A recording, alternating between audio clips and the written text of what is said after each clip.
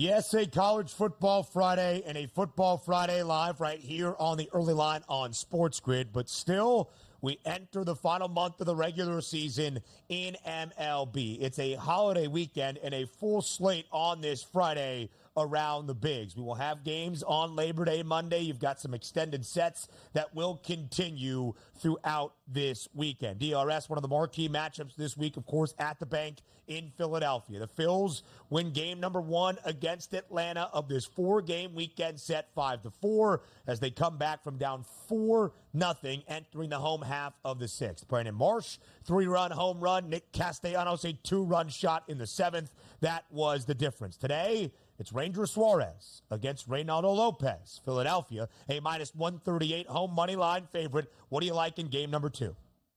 I think the Phillies can win this game again. I took the Phillies yesterday to minus 150 price, and it was like, oh, boy, it looked like an idiot here early on, but they end up getting the win in that baseball game, make me look a little bit smarter. But let's flip it over to today, because it's always about the starting pitching matchups. I think we got a pretty good one here. You got Ranger Suarez on the mound here for the Philadelphia Phillies. Hasn't had much action over the past 30 days because of that IL stint, but his return back to Major League Baseball was good. His season, 500 batters that he's faced, is very good. ISO power number 116, weighted on base percentage 273. They all check out against an offense technically with Atlanta that isn't very good, but also Reynaldo Lopez on the other side. His last 60 days, he has had some injury issues to worry about. 36 and a third innings pitched, but a stellar ERA at 2.72. This is a playoff type atmosphere down here at the bank tonight, and I expect it to go that route. Do I think the Phillies win? Yes, but I don't think we see 9 runs in this game, Ben. I'm more apt to take the under today between these two ball clubs. We did see 9 runs yesterday, slightly working its way over a total of 8.5. The long ball was king. Matt Olson hit 2 for Atlanta. He's recorded an RBI in 6 consecutive games for the Braves, 12 in that span. And, of course, the 3-run shot off the bat of Brandon Marsh and a 2-run home run for Nick Castellanos. Ranger Suarez to start this year was sensational. At the end of May, even after suffering his first loss in what was his worst outing at the time, he was 9-1 with a 1.75 ERA. Not terrible in the month of June, but then the wheels started to fall off just a little bit. He did return last week against the Royals on Saturday, 5 innings of work, only 72 pitches, just 4 base knocks given up, and a single earned run to record the win.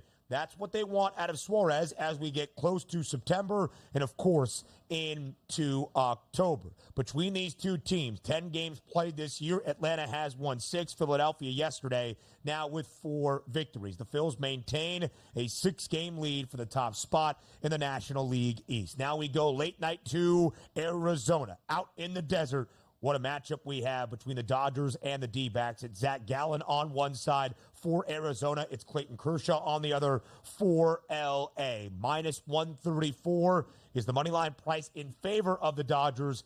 8.5 is that total. Kershaw last year made 1 playoff start for L.A. Got absolutely rocked by these D-backs. Hoping for better tonight in downtown Phoenix.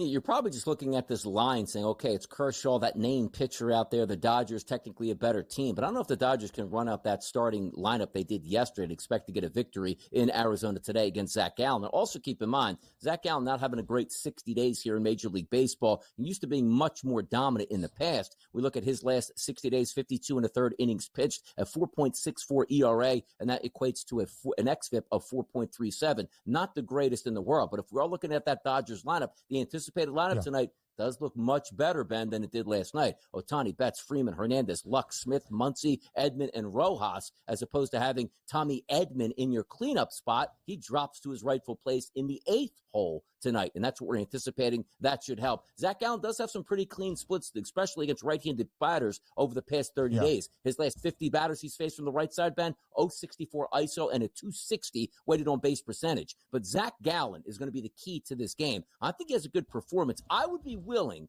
based on that starting lineup, if with that plus 106, plus 110, let's just say, by the time we get to game time, I think might be in the fold for Arizona. Kershaw, solid last 30 days. Let's see if he can continue it. But I always like the nod to home teams here. I'll go with the D-backs as a slight dog price tonight where Gallen gets the best of Clayton Kershaw.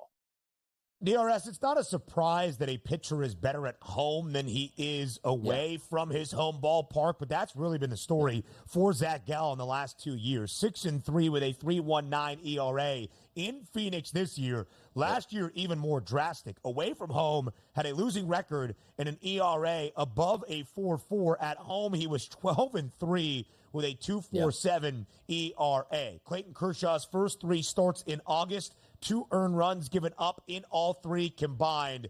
Not great in his last one, did allow 5 earned, and the Dodgers suffered a loss. LA enters this weekend, though, with a cushion in the National League West, despite the D-backs being red hot since the All-Star break. The Dodgers up by 4 games over Arizona. The Diamondbacks 27-10 since the All-Star break. San Diego trails LA by 5 games. Arizona by a game for the top wild card position in the National League. The Padres, though, 26-11 since the All-Star break, despite dropping 2 consecutive games in St. Louis against the Cardinals to end out a 4-game midweek set. Tonight, they continue the road trip at the Trop in Tampa, where the Rays a home favorite at -132. 7.5 is the total. What do you like? Better pedigree pitcher on the mound is going to be coming from Tampa Bay side, but that doesn't really equate to victories when your offense can only give you basically 2 to 3 a night are the expectations for the Tampa Bay Rays. You take a look at Martin Perez, the crafty lefty that's been around the league for quite some time. He's been very good against left-handed batters, struggles a little bit with righties, but let's take a look at that Tampa lineup against left-handed pitching. Diaz, average numbers here as the leadoff spot, only 14 at-bats he's had against left-handed pitching over the past month. Brandon Lau, 250 ISO power number, but a low weighted on base percentage. Dylan Carlson in the middle of that lineup's got 20 at-bats. He's been decent, but outside of those 2 players, everybody else really struggles with left-handed pitching here, and that's going to be the key indicator tonight. If we flip it over to San Diego and how they should fare at the plate, well, we're expecting much better conditions for them than we're just talking about Tampa Bay. Taj Bradley is decent, but get this, Ben. His last 119 batters he's faced, a combined ISO of 286 and a weighted on base percentage of 408. I trust the Padres way more tonight than I do the Tampa Bay Rays. And we will continue to fly around this Friday in MLB in just a moment. Games that will have an impact on the postseason standings this weekend, all weekend long. Up next. Donna, we talked about it in hour 1. Looking back at Thursday in MLB, the Mets take a series victory in Arizona against the red-hot D-backs. That says something. The Mets trying to stay in line in the National League wildcard chase, but still trail Atlanta for that last spot by 3 games. These are the series that you need to not only win, but probably sweep when you're playing the Chicago White Sox. The Mets on the road in the South Side today as greater than a $2 favorite. Over-under is 9. Jonathan Cannon gets the start for Chicago. What's your thing about him? He's more like cannon fodder right now. Should the Mets offense explode tonight in Chicago?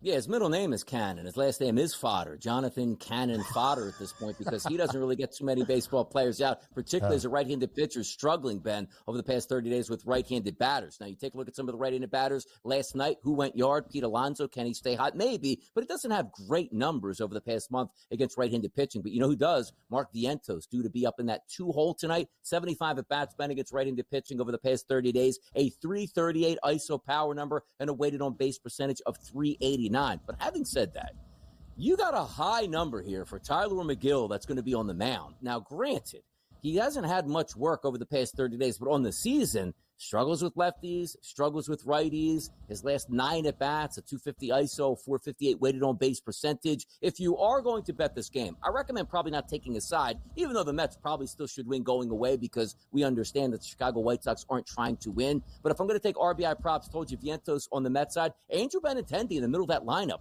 63 at-bats, Ben, against right-handed pitching the past month, a 407 ISO, and a weighted on base percentage of 459. You can still make some money on these bad baseball teams. I'd look at those 2 guys tonight for some RBI opportunities with the wind blowing out and decent temperatures in Chicago.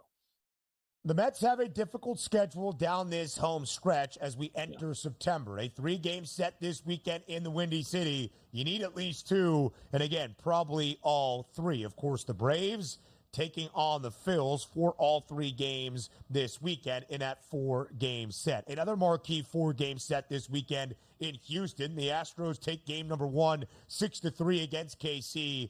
bad loss for the Royals. We're up entering the 8th. A couple of defensive woes allowed Houston to take advantage, and Vinny Pasquantino exiting the game early with an injury. And now you turn to Framber Valdez against Seth Lugo. Earlier in the year, it was Seth Lugo who couldn't miss, and Valdez was a little bit slow to start. Now it's Valdez who can't miss and keeps winning games, and Lugo who is struggling. What gives tonight in H-Town?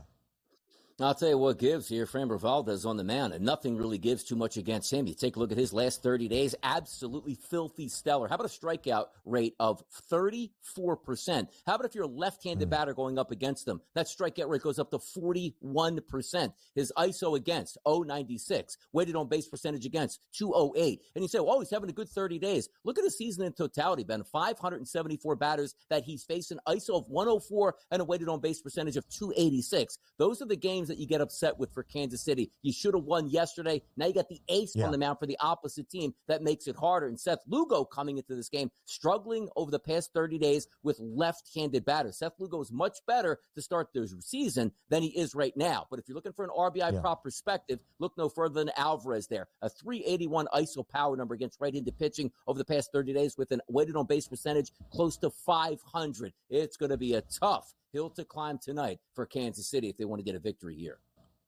It wasn't Framber's fault last Saturday against the O's. 5 2/3, gave up 3 earned runs, struck out 8 against the O's, but he did record his first loss. And it was also a loss for Houston, snapping a 10-game win streak for the Stros when Valdez got a start in which he won 8 of those 10.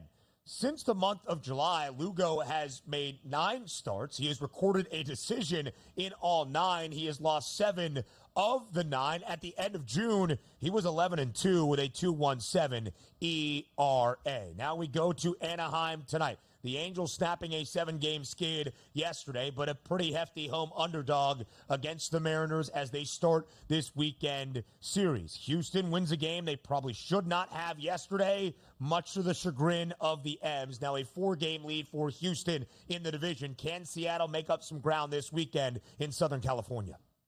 You should be able to. And by the way, George Kirby, not looking that great over the past 30 days here. But if we take that 60-day look in totality, 3.7 ERA, which isn't bad, an xFIP of 3.66, and not much to know about Aldeguerri on the mound tonight for the Angels. You're at that type of the season where they're just throwing random warm bodies up there to try to get guys out. Seattle's a massive favorite. Would I lay it? Probably not. But should they win? Absolutely.